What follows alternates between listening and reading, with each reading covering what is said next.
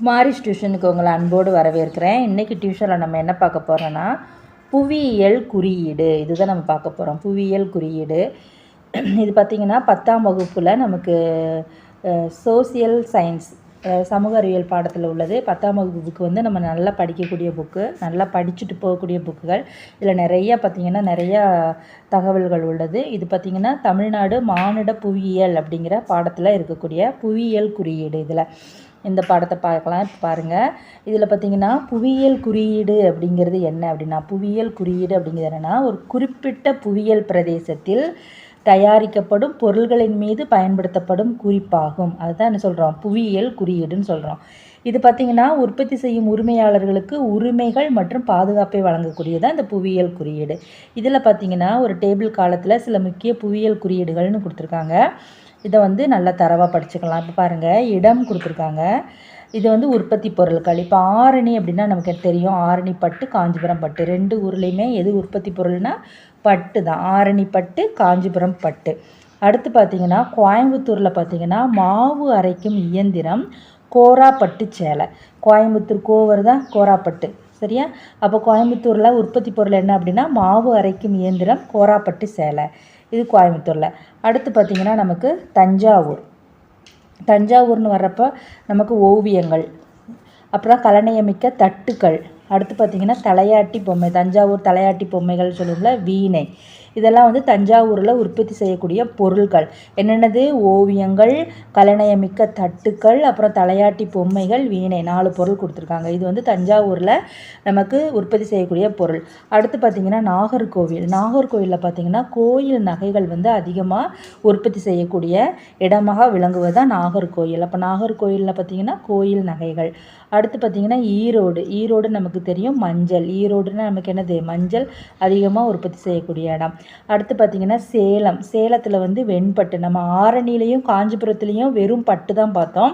இது சேலத்தில் என்ன பண்ணுறோன்னா வெண்பட்டு அதாவது சேலம் பட்டு அப்படின்னு சொல்லுவோம். இதுதான் அங்கே அதிகமாக உற்பத்தி செய்யக்கூடிய பொருள். அடுத்து பார்த்திங்கன்னா பவானியில் பார்த்திங்கன்னா போர்வைகள் வந்து அதிகமாக உற்பத்தி செய்யக்கூடிய பொருளாக காணப்படுது. பவானியில் பார்த்திங்கன்னா பவானி போர்வைகள். அடுத்து மதுரை வந்து சுங்கடி சேலைக்கு ஃபேமஸ். இதுக்கு முன்னாடி நம்ம என்ன பார்த்தோம், கோயம்புத்தூருக்கு கோராப்பட்டு சேலை பார்த்துருப்போம், சரியா? வெறும் பட்டுனா நமக்கு என்னது? ஆரணி காஞ்சிபுரம் வெறும்பட்டு. கோராப்பட்டுங்கிறது நமக்கு கோயம்புத்தூர் வரும், சரியா? வெண்பட்டு நமக்கு சேலம் வருது. வெண்பட்டுனா நமக்கு என்ன வருது? சேலம் வருது. இப்போ வந்து மதுரையில் அப்படின்னா நமக்கு என்னென்னா சுங்குடி சேலை வரும். மதுரை அப்படிங்கிறது சுங்குடி சேலை. அடுத்து பார்த்திங்கன்னா சுவாமிமலை அப்படிங்கிறது வெண்கல சிலைகள். அது வந்து சுவாமிமலையில் அதிகமாக உற்பத்தி செய்யப்படுகிறது. ஏன்னா சுவாமி அப்படின்னாலே என்னது? கோயிலில் வந்து சிலைகள் தானே வச்சு கும்பிடுறோம். அப்போ சுவாமிமலை அப்படிங்கிறது பார்த்திங்கன்னா வெண்கல சிலைகள் அப்படின்னு ஞாபகம் வச்சுக்கோங்க. சுவாமிமலைனா வெண்கல சிலைகள். இதுக்கு முன்னாடி நம்ம என்ன பார்த்தோன்னா ஓவியங்கள், கலைநயமிக்க தட்டுக்கள், தலையாட்டி பொம்மைகள், இதெல்லாம் தஞ்சாவூருக்கு பார்த்தோம். கோயில் நகைகள் எதுக்கு பார்த்தோம்னா நாகர்கோயிலில் பார்த்தோம். இது சுவாமிமலையில் வெண்கல சிலைகள். இப்படி ஒன்றா படிக்கிறப்போ கம்பேர் பண்ணி படிச்சுட்டா நமக்கு மறக்காமல் இருக்கும். அடுத்து பார்த்திங்கன்னா நாச்சியார் கோவிலில் வந்து நம்ம என்ன செய்வோம்? குத்துவிளக்கு ஏற்றி வழிபடுவோம் நாச்சியார் கோயிலில் நினச்சிக்கோங்க. அப்போ நாச்சியார் கோயிலில் உற்பத்தி பண்ணக்கூடிய பொருள் வந்து என்னென்னா குத்துவிளக்கு. நாச்சியார் கோவில்னா நாச்சியாருங்கிறவங்க என்ன செய்வாங்க? குத்துவிளக்கு ஏற்றி சாமி கும்பிடுவாங்க. அப்போ நாச்சியார் கோவிலில் குத்துவிளக்கு. அடுத்து பார்த்தோம்னா பத்தமடை பாய் அப்படின்னு நம்ம சொல்லுவோம், அப்படி தானே? எப்படி நம்ம ஈரோடு மஞ்சள்னு சொல்கிறோம், அது மாதிரி பத்தமடை பாய். அடுத்து பார்த்திங்கன்னா நீலகிரியில் பார்த்திங்கன்னா பாரம்பரிய பூத்தையல். அதில் வந்து பூத்தையல் போடுவாங்க, பாரம்பரிய பூத்தையல். இது அதிகமாக உற்பத்தி செய்யக்கூடிய பொருட்களாக நீலகிரியில் விளங்குது.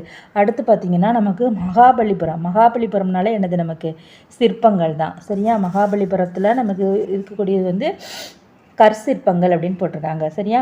அடுத்தது கல் சிற்பம் சொல்லுவோம் இல்லையா, அதான் கற்சிற்பங்கள். அப்புறம் சிறுமலையில் பார்த்திங்கன்னா மலைவாழை சிறுமலையில், சரியா? மலைவாழை சிறுமலை மலைவாழை, சரியா? அடுத்து பார்த்திங்கன்னா ஈத்தா மொழி. ஈத்தா மொழியில் பார்த்திங்கன்னா நமக்கு தேங்காய் அதிகமாக உற்பத்தி செய்யக்கூடிய இடமா காணப்படுகிறது. ஈத்தா மொழி அப்படின்னா தேங்காய். சரியா? இதுதான் நமக்கு கொடுத்துருக்கக்கூடிய சில முக்கிய புவியியல் குறியீடுகள்.